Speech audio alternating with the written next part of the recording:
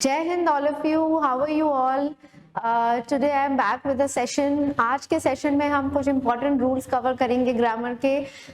हर topic का जो एक या दो इंपॉर्टेंट रूल है या इंपॉर्टेंट क्वेश्चंस हैं जो बहुत रिपीट हो रहे हैं एग्जाम्स में पास्ट ईयर्स अगर आप देखेंगे। Today I am going to discuss all those rules and questions with you. Basically in one session, in one go, you will get entire gist of important grammar question. अब chapter wise start करते हैं। जैसे हमारा पहला topic होता है articles. Articles के कुछ बहुत बेसिक क्वेश्चंस है जो हर बार आते हैं। So you should know answer to these questions because अगर आप पास्ट देखोगे तो ये बहुत रिपीट होते हैं। So I just discuss few of them. जैसे आप हमेशा ध्यान रखना, ऑनेस्ट, अगर ऑनेस्ट आएगा तो उससे पहले आंसर क्या होगा? एंड एनडीए में इस बार भी इसका क्वेश्चन आया था, इससे पिछली बार भी अप्रैल पेपर में भी सेम क्वेश्चन आया था। देन इस बार सीडीएस में क्या क्वेश्चन आया था? यूनिवर्सिटी वर्ड आया था। जैसे क्लास में मैंने स्टूडेंट्स को पढ़ाया है you is a consonant sound, तो जितने सिंगुलर कॉमन नाउन्स हैं जो यू की साउंड से स्टार्ट होते हैं, जैसे union, university, unique, right, uniform, इन सब से पहले आप क्या आर्टिकल लगाओगे? A. So remember these important points. One more very important point, U की साउंड से एक और नेशनैलिटी होती है यूरोपियन। तो अगर यूरोपियन सिंगुलर पर्सन के लिए यूज हो रहा है then your answer will always be a European. तो ये तो कुछ इंपॉर्टेंट पॉइंट्स हैं जनरली बिल्कुल बेसिक ए और एन के डिफरेंस के। एक तो U sounding words, European same category में आता है, और words with begin with H जिनमें एच साइलेंट है, जैसे ऑनरेबल, ऑनेस्ट, आर हो गया, एयर होता है HEIR। सो अगेन इनमें से डेफिनेटली एक्सपेक्टेड है एक क्वेश्चन आपको आएगा ही आएगा बिकॉज हर बार हर साल हर पेपर में आता ही है। देन इसके अलावा आर्टिकल्स के और कौन से इंपॉर्टेंट पॉइंट्स हो सकते हैं? जैसे सुपरलेटिव डिग्री से पहले हम द लगाएंगे, use the before superlative degree of adjective. Let's say the most important.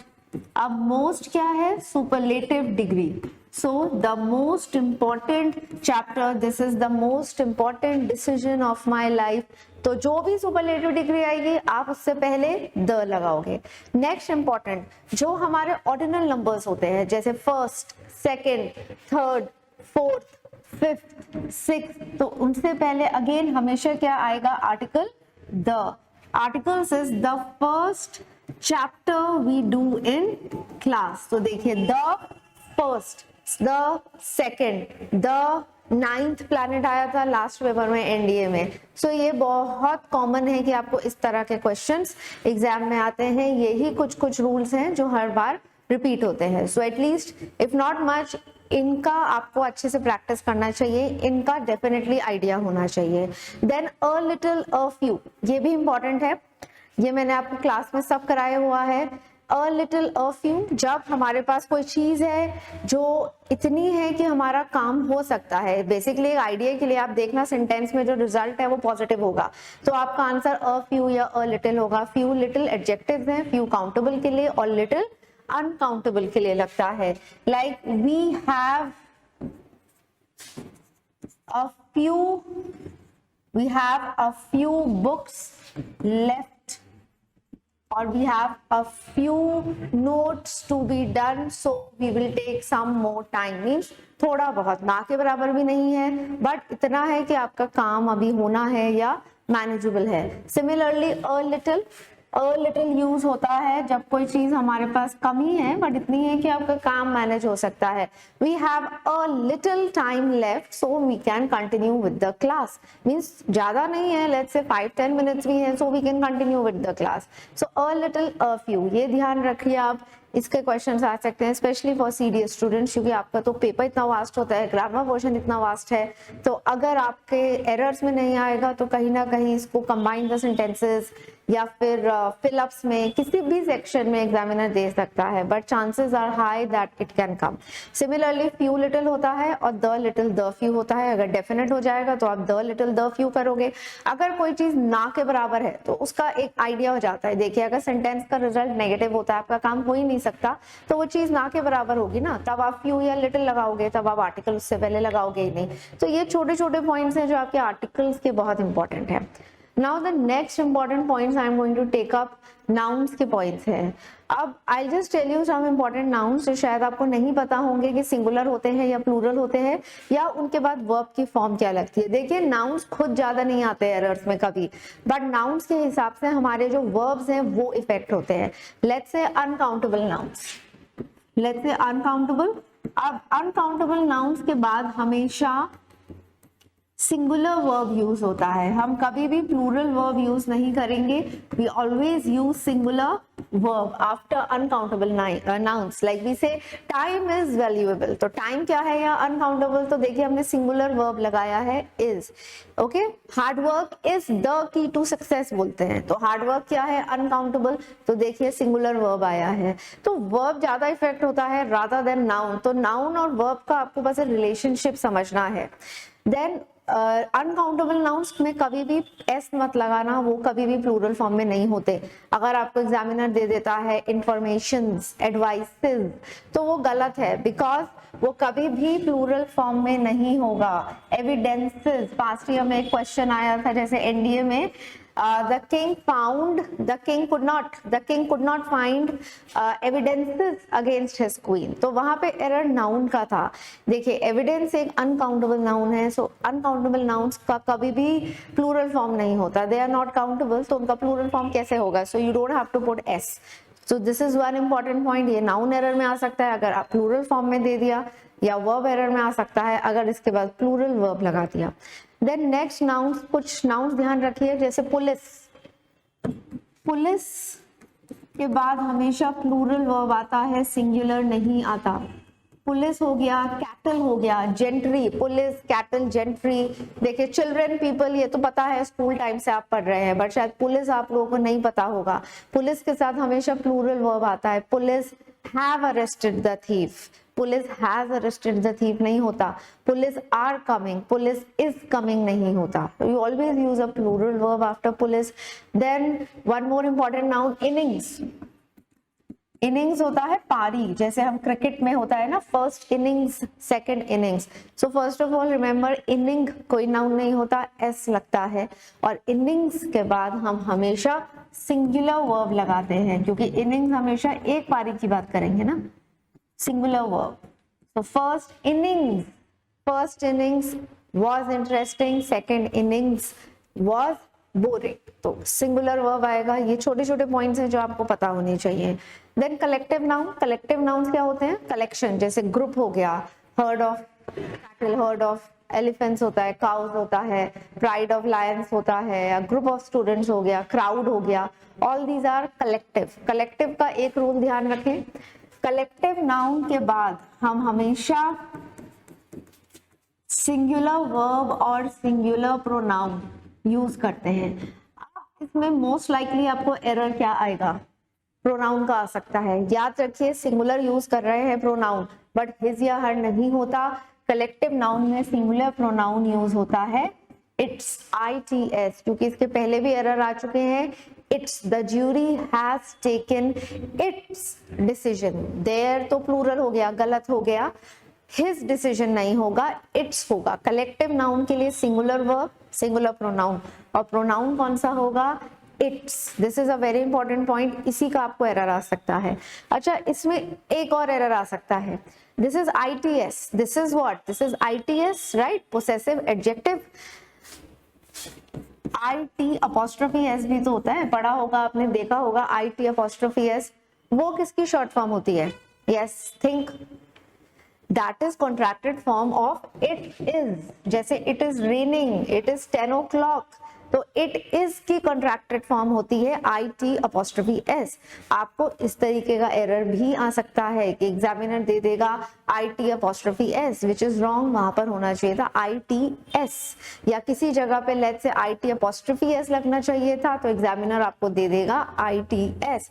तो ये डिफरेंस समझ लीजिए, ITS इट्स होता है पोसेसिव एडजेक्टिव, कलेक्टिव नाउन का प्रोनाउन होता है, या किसी भी नॉन लिविंग के लिए, ठीक है। जैसे अगर कोई पेन है, उसकी कैप नहीं मिल रही, so I will say where is its cap, मतलब इट्स यहाँ रेफर कर रहा है पेन की कैप को, तो ITS। एंड इफ आई से इट्स रेनिंग आउटसाइड, तो वहां पर होगा इट इज, मतलब IT''S। तो ये डिफरेंस आपको क्लियर होना चाहिए। अच्छा, कलेक्टिव नाउन में एक इंपॉर्टेंट एक्सेप्शन भी आता है। दैट एक्सेप्शन इज कि अगर हमारा कलेक्टिव नाउन डिवाइड होता है या डिस्ट्रीब्यूट होता है, मतलब एज इंडिविजुअल्स अगर एक्ट करेगा तो वो कलेक्टिव थोड़ी ना रह गया, फिर वो ग्रुप नहीं है, तो फिर वहां पर आप उसके साथ प्लूरल वर्ब और प्लूरल प्रोनाउन का यूज कर सकते हैं। You can use plural verb and plural pronoun. अब प्लूरल वर्ब तो डिपेंड करता है, जो भी वर्ब आएगा हेल्पिंग वर्ब या मेन वर्ब वही लगाओगे। प्लूरल प्रोनाउन इसमें लगेगा their, THEIR। Let's say the jury has taken its decision. अब ज्यूरी मेंबर्स ने लेट्स से अलग अलग डिसीजन ले लिया, किसी ने कुछ डिसीजन लिया है, किसी ने कुछ लिया है, तो अब प्लूरल हो जाएगा sentence. The jury have taken their different decisions. तो सेंटेंस में कुछ आएगा वर्ड डिफरेंट और एनी अदर वर्ड, जिससे आपको पता चलेगा कि ये ग्रुप था जो अब टूट गया है, अलग अलग हो गया है। तो अब आपका आंसर ऑटोमेटिकली आपने देखना है कि सेंटेंस प्लूरल होगा। तो ये कुछ इंपॉर्टेंट पॉइंट्स नाउन के हैं which can come in exam, right? Specially collective, uncountable, और जैसे कुछ सेंटेंसेस आ जाते हैं, पहले बहुत बार आ चुके हैं। 10 years is a long time to wait, 10 miles is a long distance to walk। अब 10 miles, माइल्स प्लूरल है, 10 years प्लूरल है, तो हम सिंगुलर वर्ब क्यों लगा रहे हैं?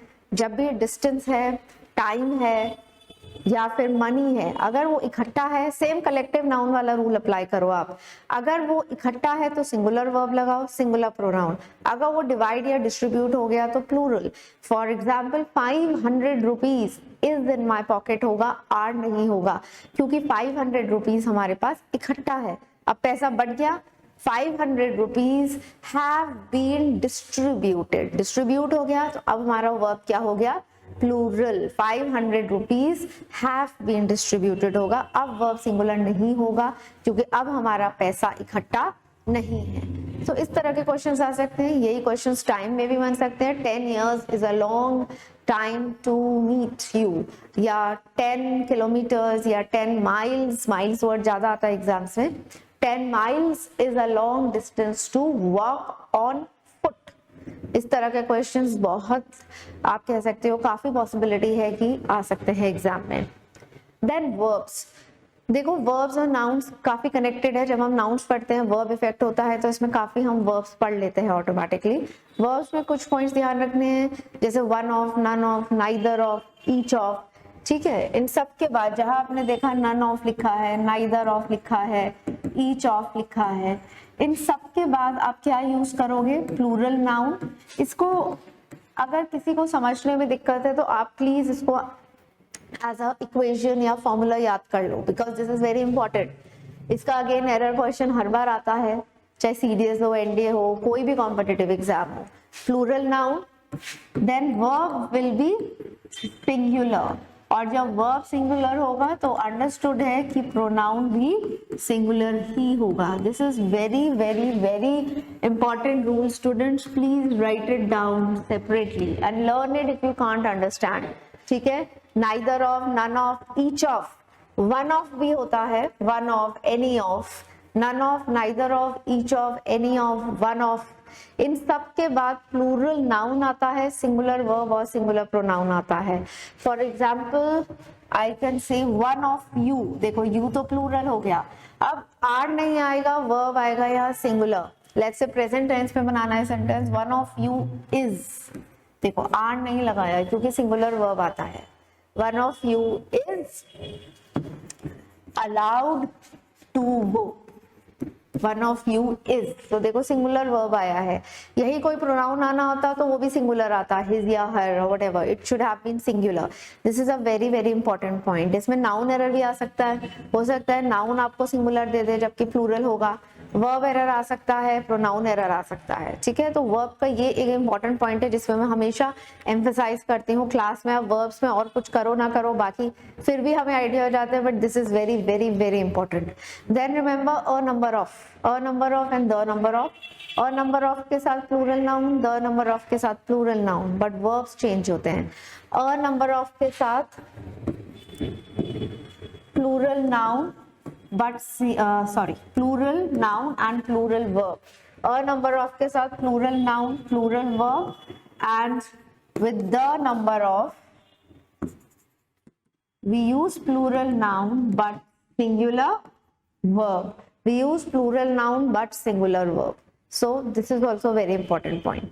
Then comes your prepositions. Prepositions में जो आपके important points हैं वो हो गए river और अगर bridge का कोई sentence आ गया तो over and under. The bridge is over the river, water is flowing under the bridge. ये कुछ बहुत specific है. Fan is over my head. ठीक है. Then fixed prepositions याद रखिए. accuse के बाद off आता है, talk के बाद to आता है, listen के बाद to आता है, abide के बाद by आता है. These are some important ones. Then पैदल चलना is on foot. Mode of transport के लिए बाय लगता है, बाय कार, बाय बस, ऑल दीज पॉइंट्स. अगर दो लोगों में कोई चीज डिवाइड हो रही है तो आप बिटवीन लगाओगे. दो से ज्यादा में हो रही है तो आप अमंग लगाओगे. ये कुछ इंपॉर्टेंट पॉइंट्स है. Now today please go through these points which I have discussed. I have basically covered just the important points of articles, nouns and verbs. Now in the next session I will be coming with important points of few more chapters. I think this is going to help you a lot because कुछ students होते हैं जो इतना vast study नहीं कर पाते और कई बार रिक्वायरमेंट भी नहीं होती. तो अगर आप इन बेसिक पॉइंट्स का भी एक जिस्ट माइंड में सेट कर लोगे, इनका एक आइडिया अगर आप ले लोगे, it's going to be very very helpful for you in the upcoming exams. So all the best students, please go through the entire session carefully, and if you have any doubt या कोई भी query है तो आप comment section में post कर सकते हैं. I'll get back to you. Thank you very much. जय Hind. Have a great day.